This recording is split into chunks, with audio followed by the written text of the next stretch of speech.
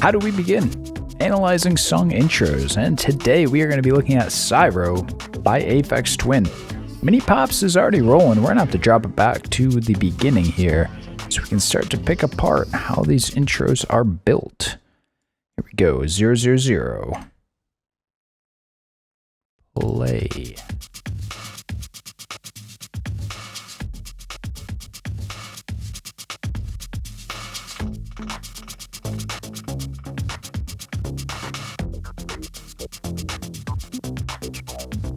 Nice. Okay. Now it's pretty straightforward. I like this. You know what? We've had some really hard ones the last couple albums, and wanted to bring it back to something probably a little bit more straightforward. When it starts with drums, there's not much, not much that you can argue about there. This one's drums by itself for a couple bars. Bass comes in one more time.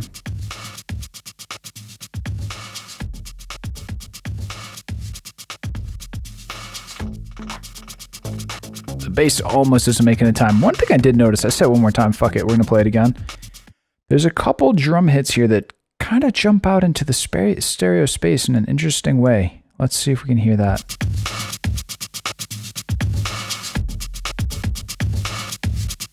You hear that? It's on like the kick drum.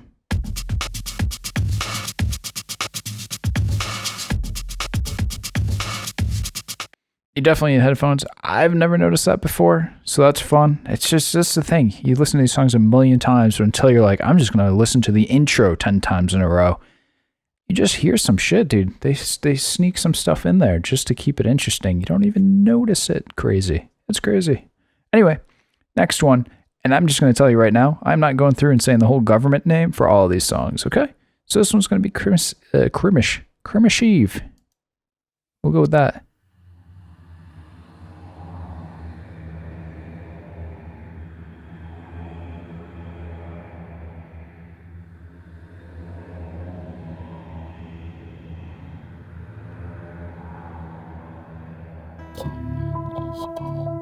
Nice long atmospheric. Then we got that really processed voice there, but that's not until 20 seconds in. This is a standalone atmospheric intro, which honestly I wasn't fully expecting so early because so many of these songs go so hard, but this is a 10-minute song, so gotta warm it up, Can't just go balls out for 10 minutes. They'll fall off. Anyway, next one, Product 29. Ooh. Wow, you know what? That is the first, we've done what now? 1, 2, 3, 4, 5, 6 albums. This is probably the first proper blow your doors off bass by itself intro. That is nutty. It's a good thing we made it here. That is nutty. Let's hear it again. Man, the way those drums come in too. So tight and crisp. Boom. Just fucking boom. I don't even know what to say that one. Great. Like, fantastic. That's so bouncy too. It's just one note. Like, that's shit like this I don't understand. I almost wish I had something open to play a little note. If you just fucking press the key down, boom, boom, boom, boom, it's gonna sound like garbage. This shit is so bouncy. I just turned it up. Let's see how it sounds. How is it so like bouncy? It almost, does it have a separate sub bass to it? I don't know. It's like, it gets so intricate later on, but just that one note. It sounds great. It's just, damn. Sometimes you do this and you're like, man, I want to get inspired by these. And it's the opposite effect where you're just like, fuck me. Like that one note sounds better than an entire song that I make. Why do I even bother? But let's not follow that thought. Let's not go down that path because we got 4-bit 90 API plus E plus 6.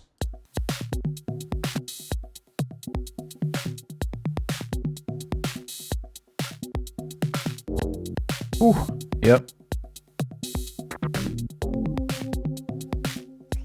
Great tones there, great tones.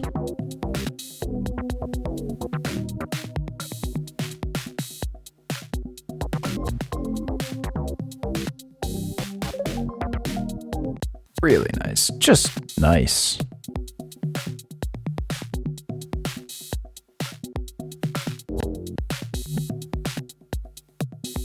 Again, really crisp. I'm finding like I want to just crank the fuck out of these. Just crank them, you know? I don't know how loud it's going to get on your end. On my end, it's actually not that loud. I think I might have made it so it's louder for you than it is for me, so I can hear myself talk and I'm not screaming. So you're probably rocking out. I hope. If not, I mean, you know where to find these songs. They're not exactly like hidden. Anyway, that one, honestly pretty straightforward. Just sounds great. Let's go to 180 dB. Drums.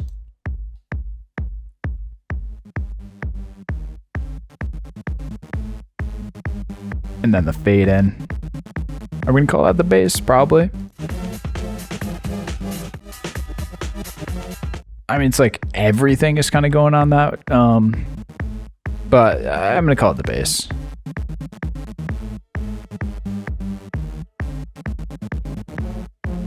Rest fades in.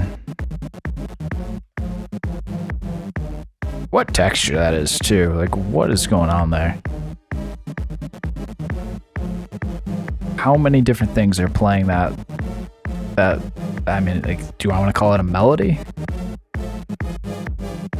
It's kind of a melody. I don't know. I don't know. Whatever. Yeah, it's pretty straightforward. I'm going to say drums and bass. They're kind of the chords too. Fuck it. Maybe it's not that easy. Let's try the next one. Circle on.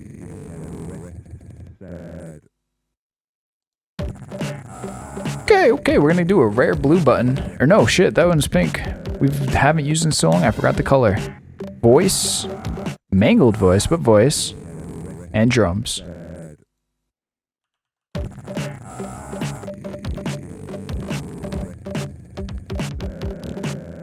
Again, very bouncy, very nice. FZ pseudo time stretch, here we go. Same guy. Who is that guy?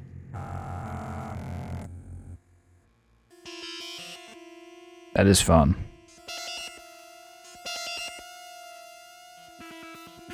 That's it though. This is just the voice getting pseudo time stretched. And then later, the rest, the drums.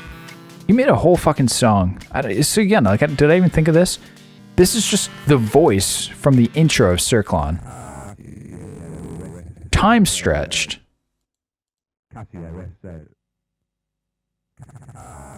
Well, you get to hear the actual sample. And then this is just with drums, and then those are still the voice being time stretched, and now they're basically like the synths of the song. There's like 3 different ones going. This is still that voice. Oh my goodness. I'm telling you shit you already know, but like, maybe you don't. I don't fucking know. It just blows me back. I'm blown away. Okay, circle on again. This time take 14, not take 6. This high note, when it comes, you kind of just know it's about to get real. In fact, they're like, that part that's coming up, you know what I mean? I was gonna say maybe one of my favorite parts on this whole album, but every song I could probably say that about. But like, oh my god, this song goes so hard. Like the drums, and then it syncopates with the drums. This one is an absolute unit. Like I can just imagine. But this is still the intro. Technically, we're past 10 seconds, but it's still the intro because the drums haven't come in yet. That's how I'm going to mark it here. It just turns around. Holy cow, you know? Like cows are just flying around listening to the song, just transcending time and space. Just nuts. But we gotta fucking mark this down. What's it gonna be?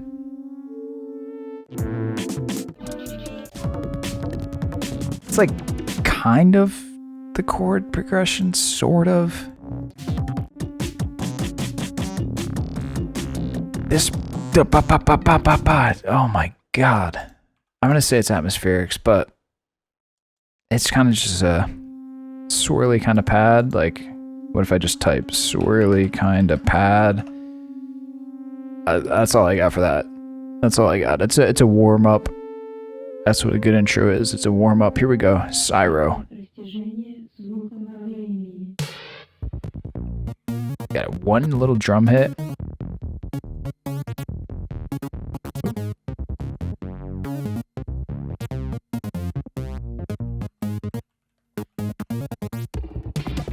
Okay, so we got voice again, indisputable. Got that one snare hit. I'm not gonna say the drums came in though. To me, that's more like it's like the director with his little sign, like clap, and that kicks off the bass.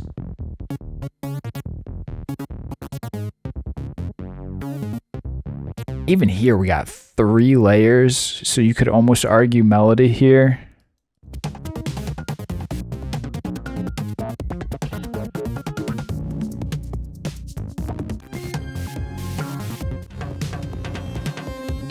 These songs are just, like,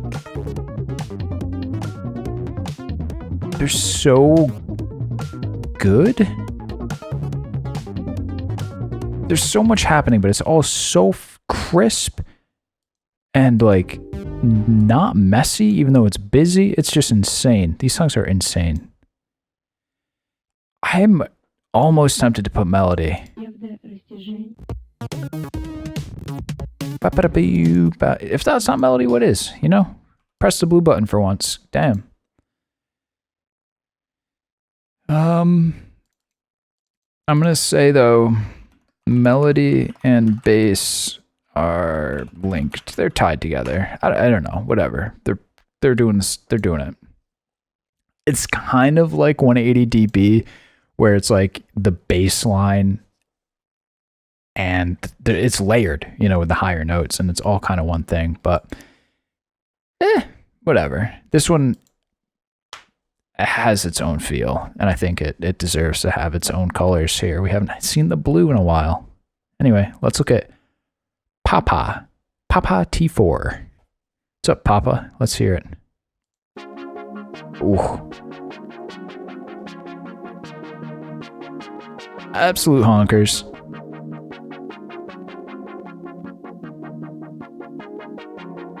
That's all we're gonna get. The bass comes in. I'm gonna say bass. Bass next. But you could use those horns. He's just like, here are these fucking horns I made.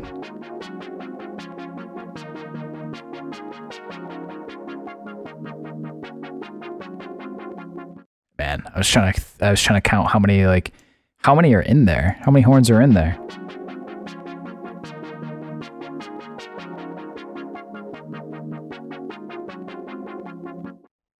It's tough. I don't know. Especially, I mean, a patch it could just be one with multiple layers, but I wouldn't say I hear like maybe 3 different sounds, but it's hard. It's hard to parse. Hard to parse. We're getting there though. We got S950. Which just made me realize I'm missing one on our little list, but we'll fill that in.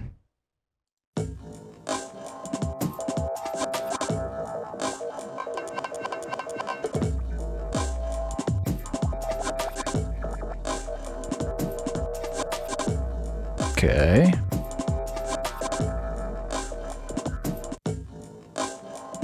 Is this like wobbly sound in the right ear? Part of the drums, or is that atmospherics?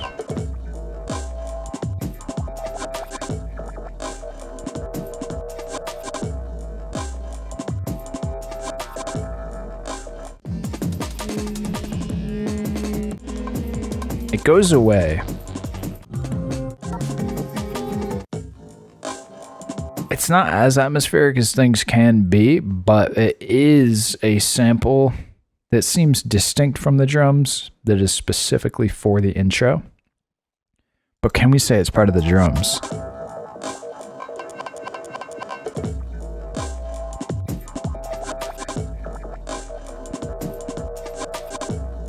what do I call it? Even if I put it in the notes, like it's a wibbity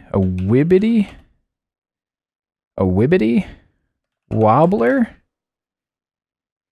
maybe part of the drums. Drums. Oh, a wibbity wobbler, maybe. But really, it's like kind of filling the gaps. It's not just drums by itself. Did we have drums by itself? Actually, not really. I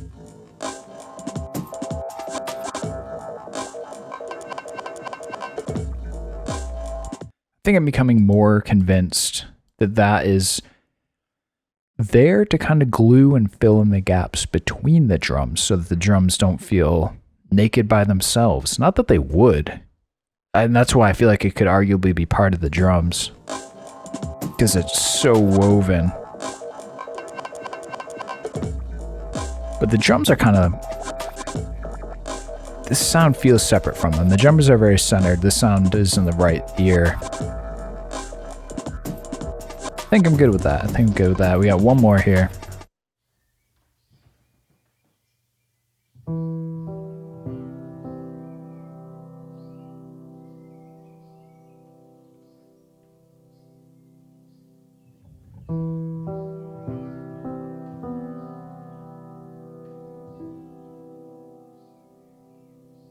Okay, I'm realizing.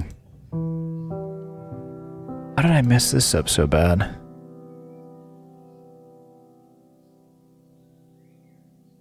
Oh, duty.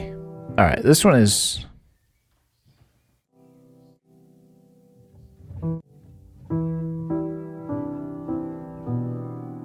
It's kind of like a counterpoint melody. But we're going to have to go back and figure out why these are all shitty. When did these get so shitty? Papa. Oh, I see what I did. Okay. You caught me. As always, I'm sure you already fucking saw what I did. All right. I'm going to say melody on this one. Ooh, hello, that's not a 1. Yeah, it's layer 1 of counterpoint melody. Maybe I'm wrong about that. Maybe there's like a more technical way to say it, but maybe it's too technical. I don't know. What blows me right away is that this album came out 10 years ago. To me, this sort of still feel... Can I even remotely talk? Kind of feels like the new one still to me. I don't know if there's been anything since that has really hit as hard as this. Not to get into like hot takes here at the end, but anyway, that was the last song. Reviewing, kind of looking. I like how much purple we have here. I think this is why this album resonates with me as much as it does. I think if we did one of my albums, we would be seeing purple here. Maybe we should do one of my albums. Maybe we will do that. I don't know. Would that be boring? Probably not. Whatever. More pink than ever here. 3 voice. 3 songs had voice within the first 10 seconds. That has not happened. Now let's flip through a couple of these others. Some of the past ones, previous episodes. If you missed them, this is what we've gone through so far. No voice on John Hopkins. No voice on Fortet in the first 10 seconds. Don't get crazy with me. Rat-a-tat, no. 3. So, 3. We're tied. Tied with GeoGaddy, which even that you wouldn't expect, I think just because these are so processed, I just realized I didn't name this one properly. I'm so sorry.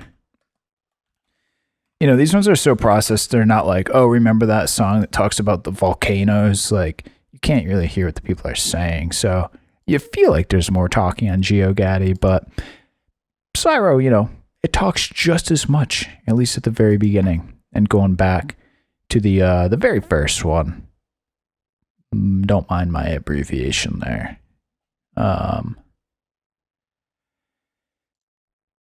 almost say it's interesting. There's actually less, maybe, drums on a percentage basis on Syro than on 85, even though that's technically ambient works.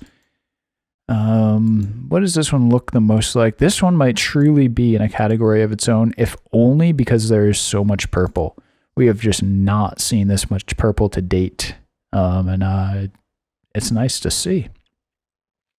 Also, we might have a career low in chords. It might, this, if we are ever going to do a Mundoworld album, it might be good to do it on the heels of this one. I'm curious now to see if it would look similar. Just because, not many chords, drums and bass being the foundation of the song, that feels familiar to me. Definitely. I mean, look at the difference between these two. Totally different ballparks. Bounce these. This is just Boards of Canada, so much chordal exploration. Syro just doing it. Just doing it with rhythms and big banging beats. That's definitely part of what I love about it. Anyway, hope you feel the same way as I go off on an absolute tangent here. Thanks for watching here, and we will see you next time.